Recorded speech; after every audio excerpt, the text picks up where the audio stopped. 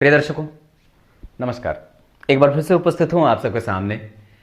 आज शुक्रवार के कार्यक्रम में एक बार आपने मुझे कुंडली विश्लेषण में देखा है और दोबारा फिर से आ गया हूं। मैंने इस कार्यक्रम को इसलिए बनाने का सोचा है क्योंकि कारण उसके पीछे यह था कि शुक्रवार के कार्यक्रम बड़े लंबे हो जाते थे। तो कुछ लोग जो ये कहते थे कि कार्यक्रम बड़ा लंबा है, आज नहीं देखूंगा, तो उन लोगों को बांध करके रखने के लिए मैंने शुक्रवार के दिन ये बात सोची कि आप लोगों को दो दो कार्यक्रम लेकर के उपस्थित हो जाए आप लोगों के सामने। और इस कार्यक्रम में आप लोगों को ऐसी बातें पता चल जाएंगी जो और भी आपको निकटता से ज्योतिष को समझने का मौका देंगी, और निस्संदेह आपको इस लोगों से, इस कार्यक्रम से लाभ भी होगा। शुक्रवार, आज से प्रत्येक शुक्रवार को एक अलग से कार्यक्रम भी मिलेगा, तो इसे भी देखना मत भूलिएगा।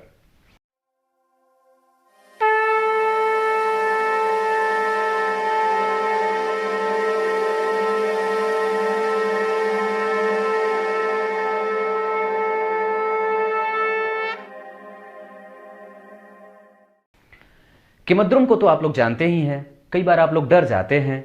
मेरी खुद की कुंडली में किमद्रुम अगर लगा हो तो भी मैं डरूंगा। बिल गेट्स की कुंडली में भी अगर किमद्रुम लगा हो तो निस्संदेह उसका भी प्रभाव होता है, निस्संदेह होता है। और ग्रह तो विधाता को नहीं छोड़ते, तो हम और आप कौन से प्रभाव से मुक्त रहने वाले हैं। आइए, किमद्रुम बनता कैसे है पहले यह बता देता हूं। अगर आपकी कुंडली में चंद्रमा अकेले बैठे हों, चूंकि चंद्रमा मन का कारक होता है, धन को परमानेंट और रेगुलराइज करके लाने वाला होता है। अगर चंद्रमा व्यक्ति की कुंडली में कमजोर रहा तो आप लोग ये बहुत अच्छे से जानते हैं कि उसकी माता का स्वास्थ्य कमजोर होता है या फिर कई चीजें अनिरंतरता से, पर चंद्रमा व्यक्ति के मस्तिष्क में उठ रहे वेदना और संवेदनाओं को प्रभावित करता है। अगर चंद्रमा कमजोर रहा तो दिमाग में रेगुलर कुछ ना कुछ चलता रहेगा और कभी भी व्यक्ति थक सा जाता है। जैसे जैसे शुक्ल पक्ष के निकट जाता है या कृष्ण पक्ष के निकट, अमावस्या या पूर्णिमा के निकट जाता है, ऐसा लगता है जैसे वो पचासों की भीड़ में बिल्कुल अकेला हो और वो चिल्ला रहा हो, कोई सुन नहीं रहा, और सब लोग अपनी अपनी दुनिया में मस्त हैं पर उसे कोई पूछ भी नहीं रहा है। बहन की शादी है फिर भी अकेलेपन से बाज नहीं आते, अकेलेपन से व्यक्ति घिरा रहता है। पार्टी में गया है, कहीं पे गया है, 10 लोगों के बीच में, फिर भी अकेलेपन से वो पीछा नहीं छुड़ा पाता है। रात्रि में नींद नहीं आती और समस्याएं घोर अंधेरे में लेके चली जाती हैं। ये किमद्रुम दोष ऐसा है जो व्यक्ति के धन को भी प्रभावित करता है, और निस्संदेह व्यक्ति धन कमाता रहता है पर उसका सुख कोई और भी भोग लेता है, पर बात उसकी नहीं है।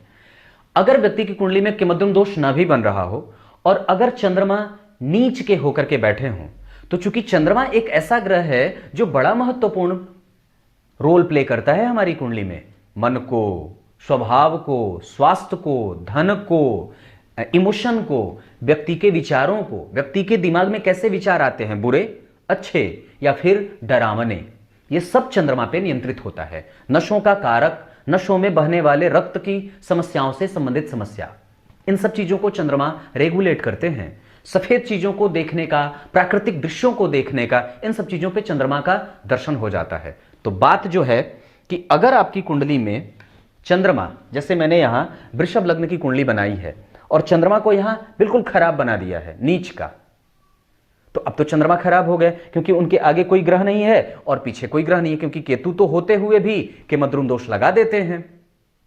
तो अब तो आप हो जाएंगे परेशान। तो अब आप बोलोगे कि पंडित जी मेरी कुंडली में तो किमद्रुम लगा है, पर ऐसा नहीं है भाई, ऐसा नहीं है। बताता हूं।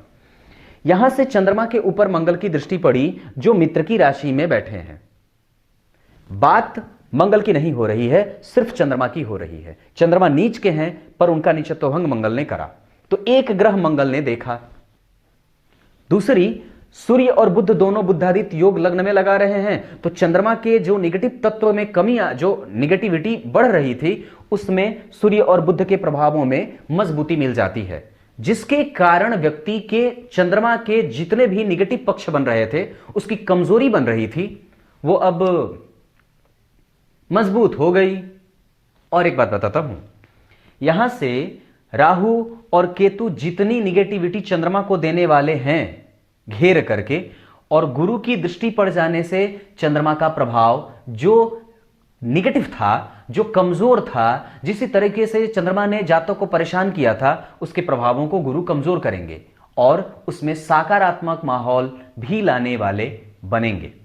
अब जरा निकट से आइए, तो शनि भी अपने मित्र की राशि में बैठ करके चंद्रमा को देख रहे हैं, तो यह विषदोष नहीं बनेगा, पक्की बात है, क्योंकि उस विषदोष के निर्माता कारक ग्रह पे गुरु की दृष्टि है, जो इसके निगेटिव प्रभावों को कमजोर करेंगे। क्यों? क्योंकि ग्रह पहले से ही खुश है, क्योंकि वो उच्च की राशि की तरफ बढ़ रहा है। गुरु की दृष्टि पड़ी चंद्रमा पे, गुरु की दृष्टि पड़ी शनि पे, मंगल की दृष्टि पड़ी चंद्रमा पे, सूर्य की दृष्टि पड़ी चंद्रमा पे, बुध की दृष्टि पड़ी चंद्रमा पे, और धन भाव को तो वैसे भी चंद्रमा मतलब अगर बैठ जाता है तो धन से तो कभी समस्या होती नहीं है। शुक्र यहां खुद बैठे हैं। कहने का मतलब क्या है, अब बता देता हूं। अगर आपकी कुंडली में, ध्यान दीजिएगा, बहुत निकट आकर के बैठिए मेरे, अगर व्यक्ति की कुंडली में चंद्रमा को कई ग्रह देख लेते हो ना, तो उसके जितने भी दुर्गुण हैं वो ठीक हो जाते हैं और वो ग्रह कमजोर नहीं रह जाता। मतलब सूर्य ने भी देखा, बुध ने भी देखा, मंगल ने भी देखा, गुरु भी देखे, शनि भी देखे, एक साथ कितने ग्रह को चंद्रमा का बल मिल रहा है और चंद्रमा को इससे पॉजिटिविटी मिल रही है, और निस्संदेह यहां का जितना भी नेगेटिव प्रभाव होगा वो सब कमजोर, खत्म और शून्य हो जाता है, ये नलीफाई कर जाता है। बात है ना पते की? बन के रहिएगा और कहीं जाना नहीं है। अब आज का कार्यक्रम खत्म करते हैं, तब तक के लिए इजाजत दीजिए। कल एक बार फिर से उपस्थित होंगे आप सबके सामने। शनिवार का कार्यक्रम जरूर देख लीजिएगा, बंद के रहना है, कहीं जाना नहीं है, मैं छोड़ने वाला नहीं आपको। तब तक के लिए बहुत बहुत नमस्कार।